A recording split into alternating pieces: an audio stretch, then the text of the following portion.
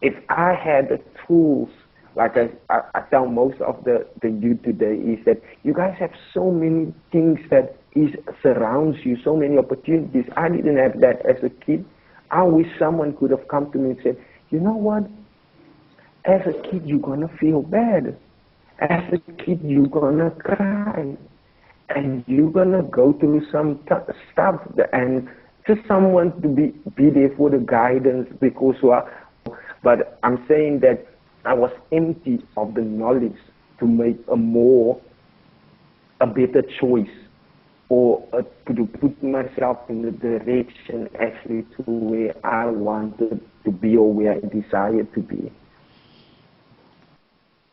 I'm Telana Simpson, and today I'm learning from Franklin Esau, once a gangster and convicted criminal who has turned his life around and today touches people with his kindness and guidance around understanding ourselves and our emotions to live a more authentic life of value.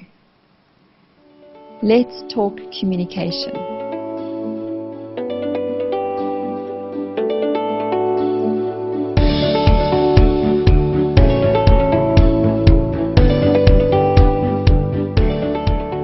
Franklin has a lot to share, so I have broken up our conversation into 2 parts. So please listen to both part 1 and part 2 to really get a sense of his message and what you can learn from him. This is part 1.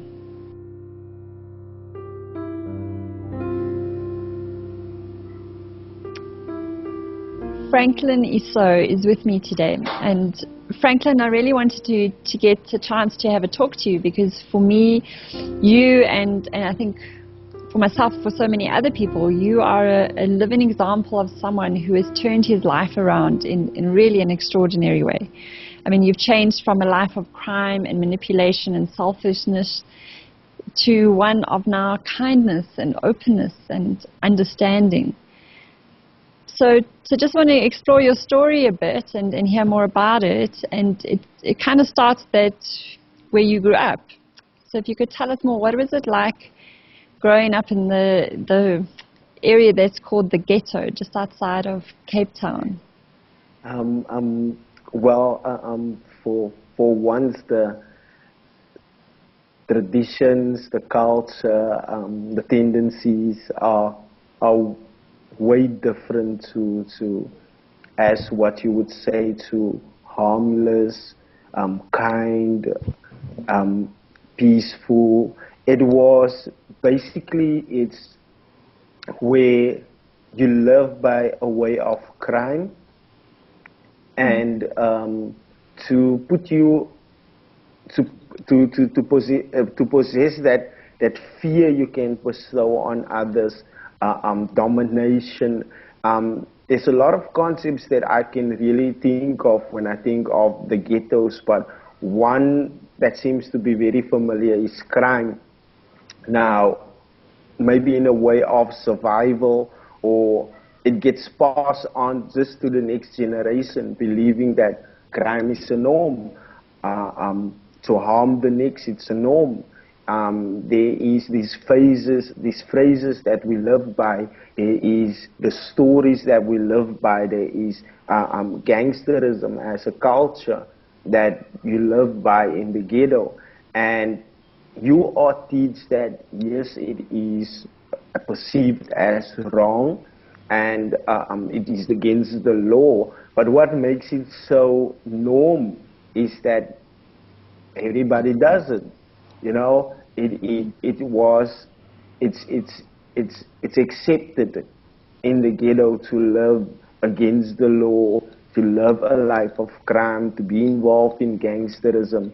And growing up, as much as for anybody, it is challenging, it is tough, and it is definitely some values that gets bestowed on you as a young individual that you live forward in life, you know. And it's very difficult for someone else who comes along and say, wow, this is wrong, you should be not doing this with your life, because, well, you've been doing it for so many years, and this has worked for you, and it works in the ghetto.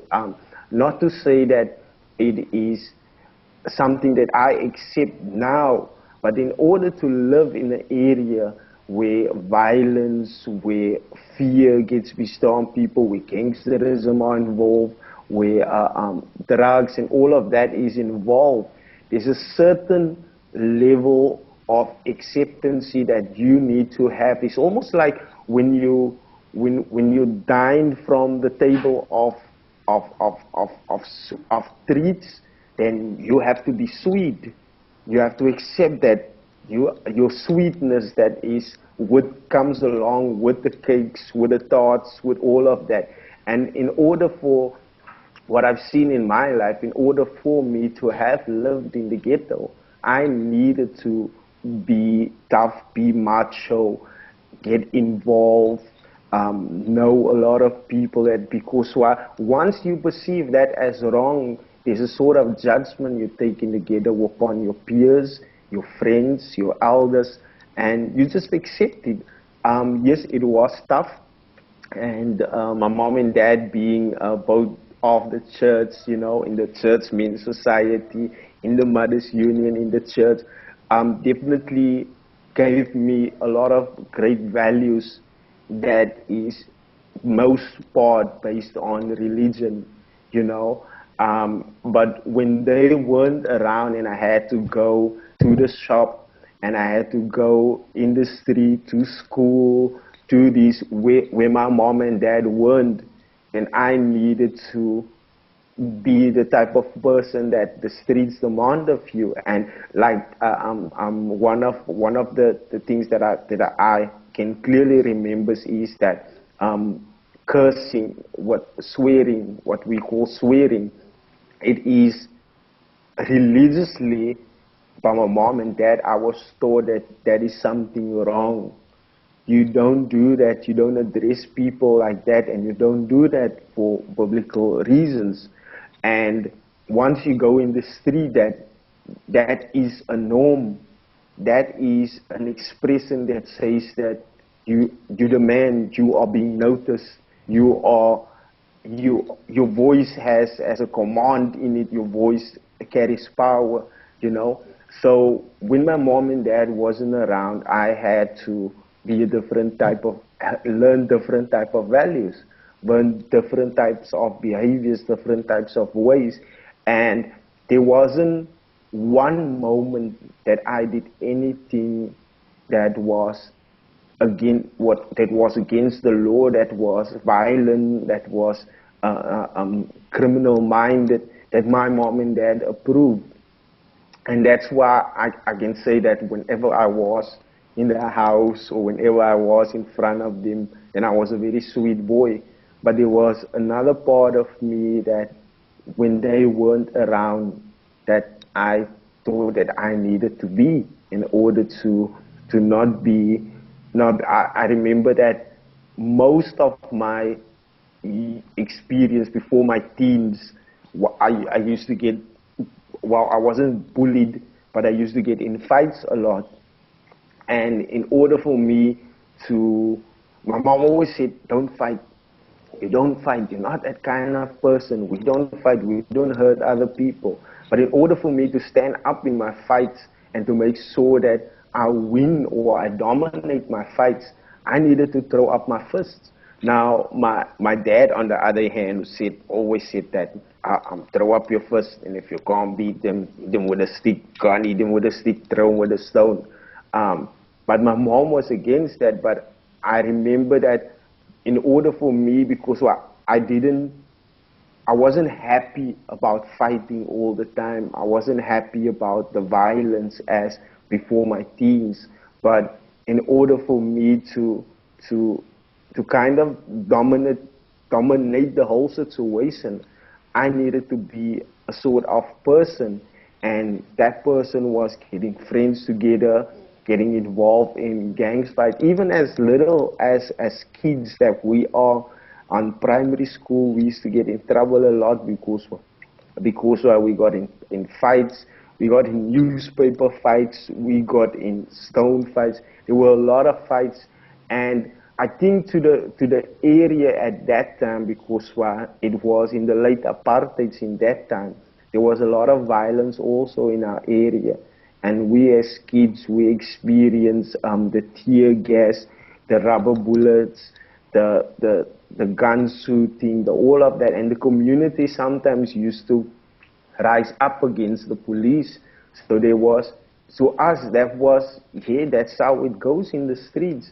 But I don't think that any of my friends, like when we went inside of our mom's house, that we were violent or we were basically boys, as I can remember from my good friend. We were basically boys in front of our parents, but there was a different life in the streets. And I think that as you grow up with the momentum of violence, of fighting, it kind of grows on you, because in my teens it got worse. Now I wasn't involved in fights anymore. Now I tell other guys, my friends, and we used to stab people, we used to beat people up as a gang, you know, and I from that it excelled to housebreaking, you know. We got involved in hijacking, you know. We used to stand on the streets, and late at nights that people used to come drive by the car. We used to throw these really big stones in front of the windscreen, and it would derail them off the road. And as soon as they bumped their head or showed a bit of dizziness or were unconscious in the car, we would get in the car, throw them out, and take the car. You know, it excelled actually from what I remember, that there was this one New Year's that we were busy breaking into a factory, and the fireworks went off in the air, you know, and we were standing with bolt cutters, with clips, with all of that stuff, and we were busy breaking in a factory. So it excelled, and as much as I think that for me, that's probably the most saddening thing, is that I used to play rugby as a teen, but as soon as I got involved into smoking dacha, then my whole drive and my whole passion for rugby got delayed to the point where I didn't even play anymore, you know. And after the dacha, it became ecstasy, you know, and after ecstasy, it became speed, and that sort of lifestyle, it just grows on you, and it becomes, I wouldn't say worrisome, but the momentum goes in your life. Probably the worst thing, and I didn't have any reckoning of it at that moment, but after a few years, while being inside of prison, then the flush of emotions came to me as to being part of a murder, you know, and it used to haunt me for 2 years, plus minus 2 years. It used to haunt me before I dealt with it inside of prison. I used to wake up, get sweaty dreams, you know, see the guy's face in my dreams full of blood. Stuff like that happened that actually made me realize that this is bad now. This is like bad, because even along with prison, it doesn't stop a person from taking that momentum that he grew up with, or that he put himself in, you know. And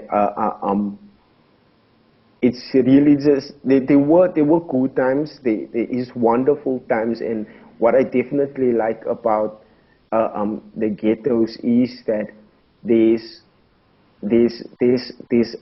a vibe of unity. There's a sense of family. There is. I went back a couple of months ago, and I saw the music video there, and you know how welcoming was the people to see me. So there are definitely good values in there, but for most of the parts, it is when you as an individual are on your own, it is when you decide that what works for you, what road are you going to take, or what decision are you going to take. And eventually I took the bad road, you know, and it's not required for you as a person who live in the ghettos to be violent, to be part of gangsterism, to take drugs, because I got a very good friend that he was never part of gangsterism. Yes, there was a few fights as a boy and, you know, mischief here in there, but he never was a part of gangsterism. He never saw the inside of a cell. He actually excelled in his life by not taking that road, you know, by not being part of that. And I remember he told us that, yes, I'm still your friend, but I'm not going to do what you guys do, you know. And we always used to call him that he's a punk and he's a chicken and he doesn't, but he definitely knows where he was going. He definitely knew what he wanted and how he's gonna get there. So it's not compulsory for anyone who grows up in a ghetto. It's just that the choices you make, you know, and I believe a lot of the choices also along with not losing fights or not, because I have lost fights before and it was shameful, it was hurtful, you know, but besides that, it was also looking at the media, or looking at movies, at music, you know, at celebrities, and desiring that as a kid. And for you, I found it now, and I tell myself that it was actually ridiculous of me to be a minor, a kid, and wish for an adult life, or desire what adults have, where I was by no means at that moment to live that phase of my life. And I think that there's a saying that goes that you're keeping yourself too big for your shoes, you know. And I think that it goes apart with many of today's uh, uh, um, misdirections as I had it, because I saw that I wasn't ready for that adult life, for the desires of what adults have. To to to make a simple example, I couldn't, as a kid, I couldn't afford Reeboks. I didn't have a job, I didn't have an income, I didn't have a business. I wasn't there was no means for me as a kid to go out and say, let me purchase that, let me purchase this. And as a kid, I didn't see that. I just wanted that. And I used to get so mad at my mom and dad when they couldn't afford that. But truth is, and I'm only seeing it now, they they were factory workers, you know. They were people who earned a basic wages and made that work for their kids, for themselves and their kids, you know, to have a home. There's there's no way they could afford that level of lifestyle, you know. And I didn't see that as a kid. I just wanted it. So I went on my own. Um, I went. The first thing that I got involved with is that I started selling cigarettes as a kid, you know, and I saw that, wow, this is a nice income at that moment. But at that moment, it only made me go and play art games whenever I wanted, because usually you used to pay for the arcade games at that time, and my mom and dad only allowed me to go and play a certain time, you know. So when I started selling cigarettes, what I saw at that moment was I can play arcade games now whenever I Whenever you want want. to. Yeah. And after a while, I thought that, wow, let me take this to another level, man, because why now I want name brands, you know. So mom and dad won't buy it. Let me see if I can't get it myself, man. So I started selling dacha, and after selling dacha, I wanted more, you know. Mm. Now I just So sorry, Franklin. So what I'm hearing then is from your upbringing there was a lot of contradictions. Like you're saying, you know, there's the good stuff in the ghetto, but there's also the not so good stuff. And as you started learning that you have some influence in what you can experience in life, somehow you ended up choosing the not like your other friend. You chose the route that led to violence and gangsterism, and you know, instead of selling maybe apples or something, you sold cigarettes. You know, so it led. You know, so that's what I'm hearing is that it really there's a lot about the choice. I just wanted to ask you then, what do you think it is? You know, is it something about, you know, the reference points that you have or the role models that your friend was able to make very different choices? Because I'm assuming he also wanted Reeboks, you know, and playing arcade games, but somehow he chose a different path to the path that you chose. So was it just about not having the role models to make the different choices, or peer pressure? Because that's what I also hear, that somehow your friend didn't stand up to the peer pressure. You called him names, but he... So I don't know if you have any understanding now, looking back at that choice point, because it sounded like at some point you chose one road where you could have chosen another. Yeah, I believe now that as a kid, there's a sense of direction you're building as a kid.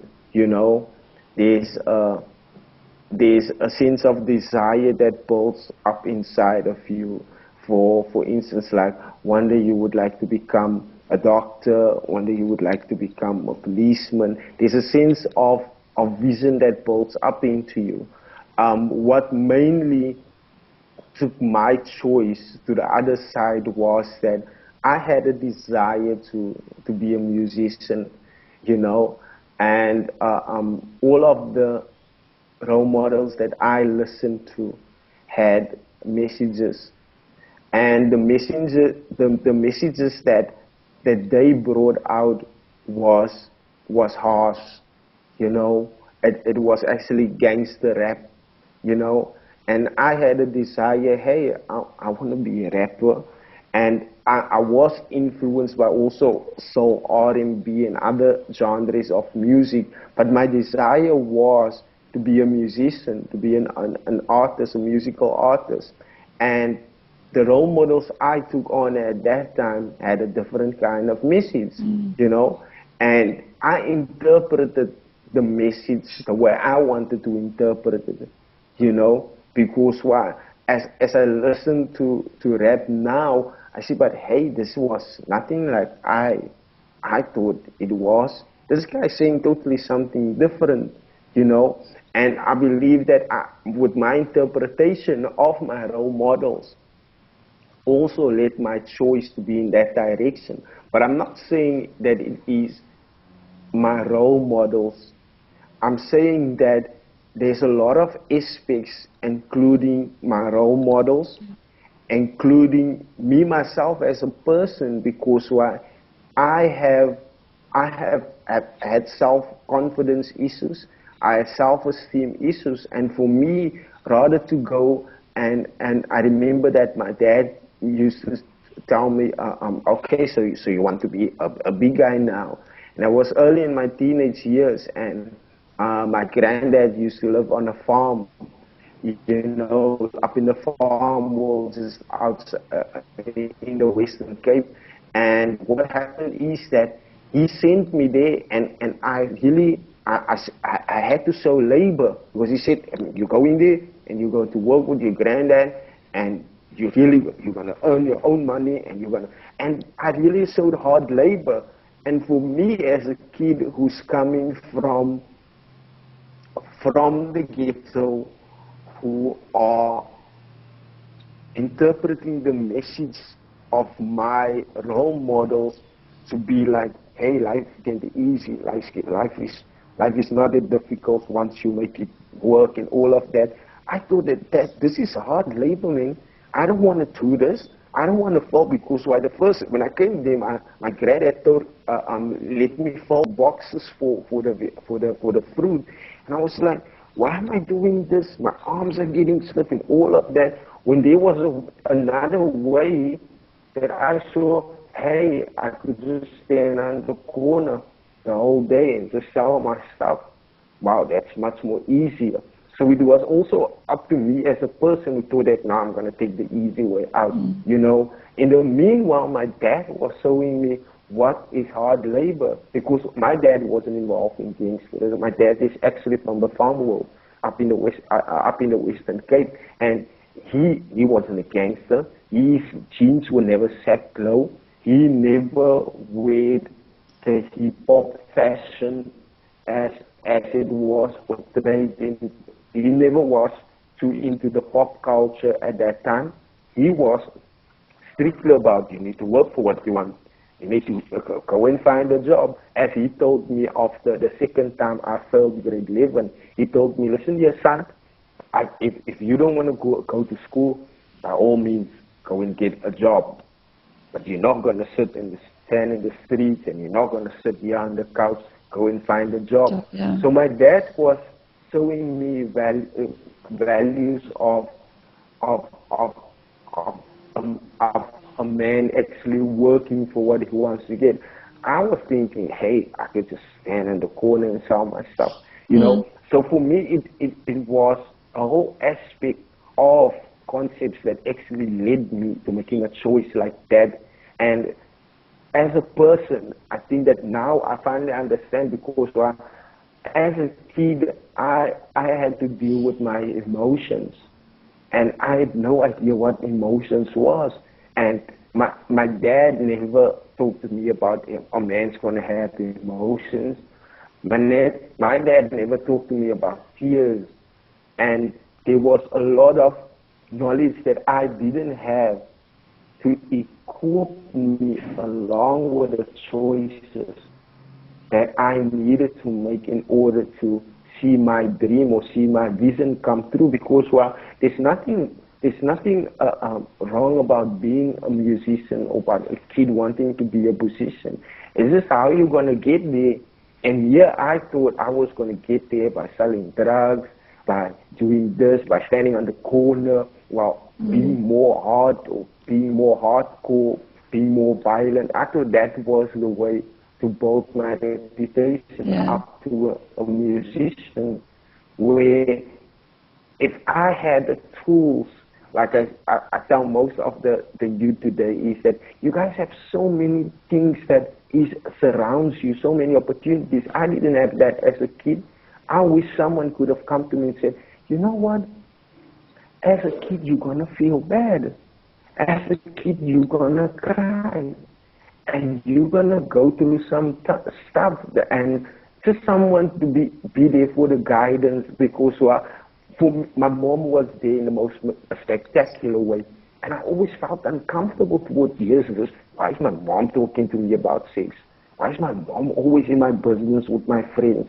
Why is my mom? So I kind of pushed her guidance aside. You know, not I'm saying it's my dad's fault or anything. My dad had his values, the way he was brought up, you know. But I'm saying that I was empty of the knowledge to make a better choice, or to put myself in the direction actually to where I wanted to be, or where I desired to be.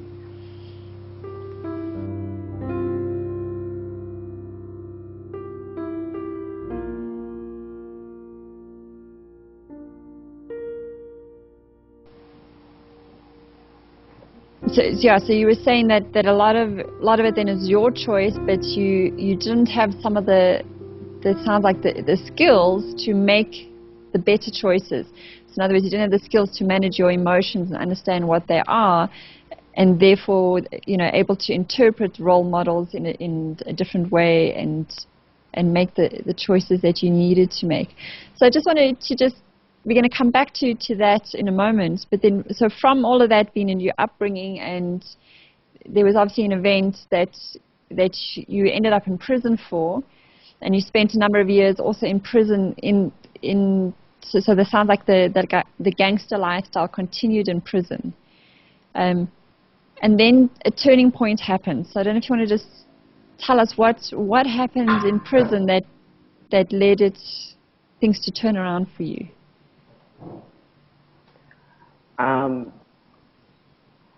I basically went on a journey. I think that firstly and foremost, it started when I met a minister. They presented extended theological education program.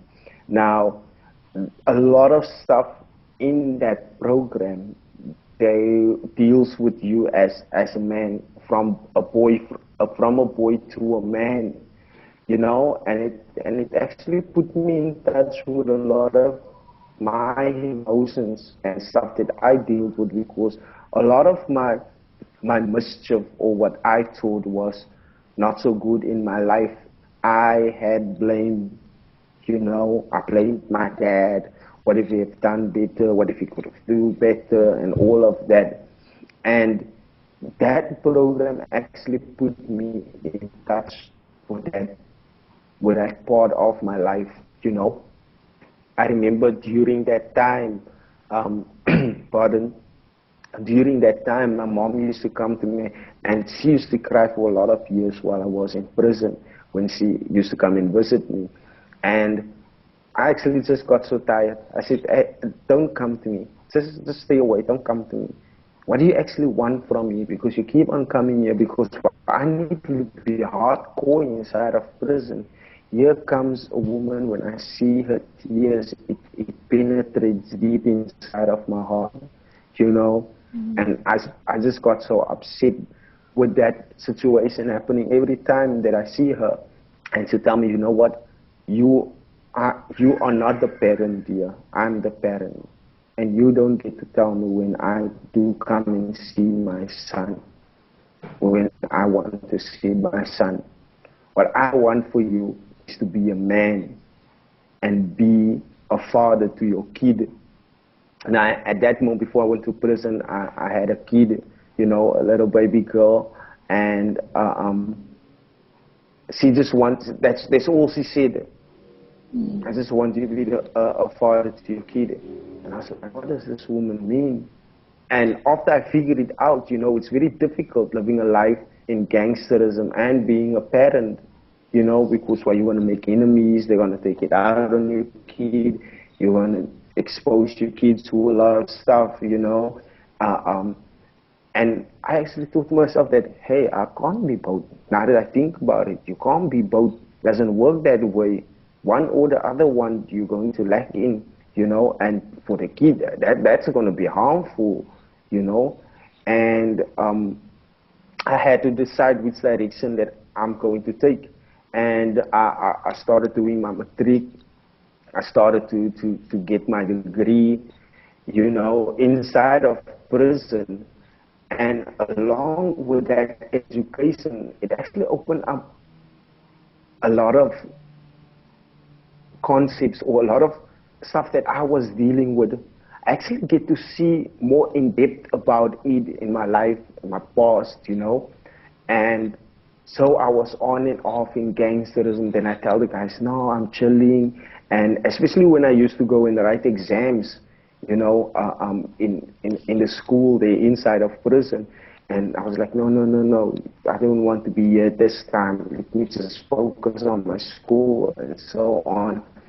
And I was in and out of gangsterism because one part of me wanted to be there, but I was so caught up in the hype that gangsterism brought along, because it brings power, it brings money, it brings a sort of lifestyle, and I, I, I couldn't let go of that. But on the other hand, I wanted an education, and I thought that the best way that I can be a great dad to my kid is to get a good education, a wonderful job, and I can be there for her. And I was in and out, and I was in and out. And I remembered in 2008, I actually said, well, this is my last time. I don't want to be part of gangsterism, because what happened is that the prison actually, they actually was busy terminating my degree course that I had for the University of South Africa, and I got so furious, and I blame it. The authority doesn't want me to be someone. Now I'm going hard in gangsterism, and I'm going to make things worse for them and all of that, And after a while, I sat down, and I was like, no, that's not the direction. If this direction doesn't work for you, try and switch it up, try some new directions. And after a while, I started to do radio broadcasting via a college, and while I was busy there, and I just told the guys that, hey, I don't want to be part of gangsters anymore. This isn't working for me. I don't think I can do this. And the guy said, okay, you know what, you're giving up your rank, you're giving up this, you're giving up that, and you know what, gangsters can't go out and all of that. I said, hey, I don't care about all of that. I just want to be out of here, because why? You get so torn in between what you would like and where you are caught up in, because I desired this great education, but I'm caught up in a world of gangsterism. So I decided, let me just let go. Let me just let go and venture further. It was quite tough. After a while, a lot of people got used to it. Yeah, he's there. To a certain level, I still got the respect, But as I was venturing on my journey of education and finding a higher level of education for myself, I remembered I finished my broadcasting at a college, at this college, and what happened was that I thought that, hey, what can I study next, man? And at that moment, I got in. I get to. I don't know how it happened, but I started to have access to these great psychology magazines. I started reading it, and I was like, hey, I can do this. I like this, the concepts that they have in there. I love this. I can do this. And while I was busy the next year doing my planning, what I'm going to register, what I'm going to do, how am I going to get the funds, I met up with this guy. And while I met up with this guy, I see a lot of people going to him and talking to him. And people come back and going to him and talking, almost like a doctor. And I was like, hey, who's this guy? I need to figure out who this guy is that people go to. Was he great in gangsterism? Is he a big gangster? What's up with this guy? So I actually went and talked to him, and he's like, no, there's nothing great about me. I'm just an ordinary individual, And so I'm asking him, so why do the people come to you? No, people just release and talk about their stuff with me. That's all. And I'm like, no, you're kidding. It can't be just that. Because the curious mind says, no, it can't be that simple. And the guy shows me this manual that Karina has written, the responsible individual. And I'm like, and I read the book in a couple of minutes. And I'm like, are you sure this is it? And it's like, yeah, man, I'm just learning these concepts and implementing it in my life. And I'm like, okay. So he invited me to a few sessions, and I was really impressed when I came to the session, because this was prison. And I mean that it was, that prison I was, there were guys with life, there were guys with 89 years, 56 years, 113 years. So this guy is basically given up on life and he's just hard into gangsterism. Here in the prison, people are actually talking about their feelings and their emotion. I was like so impressed that I told myself, hey, I needed to do this. Because what I finally figured it out through my education that, hey, what I was really struggling with as a kid was my emotions. And here I found a group of people inside of prison and they're busy exploring their emotions, they're busy sharing their feelings. And I was like, well, I can be part of this. So while being part of that, I did the first part of the manual, I did my practical, I did all of that. And I learned this beautiful concept that basically opened myself up to a world of understanding what goes on around me, what goes on inside of me. And by identifying who I was, I actually saw a lot of broken pieces that was inside of me. The first healing that I attempted is that I call my dad, you know, I tell him that, hey, you need to come and visit me like now. And just when you are available, come like now. I remember the next week he came to the visit and I was like, hey man, I need to tell you something. I'm actually sorry. I was bad. I was actually, I put you through a lot of trouble. I'm so sorry about that.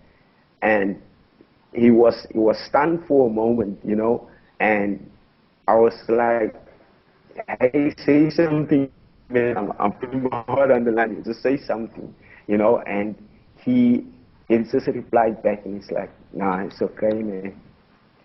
It's okay, don't worry about that, you know. And that was the first healing that I ever attempted. Yeah. When I saw, because I actually saw that a lot that was going on in my life wasn't about the others. It wasn't about other people. It was actually about myself.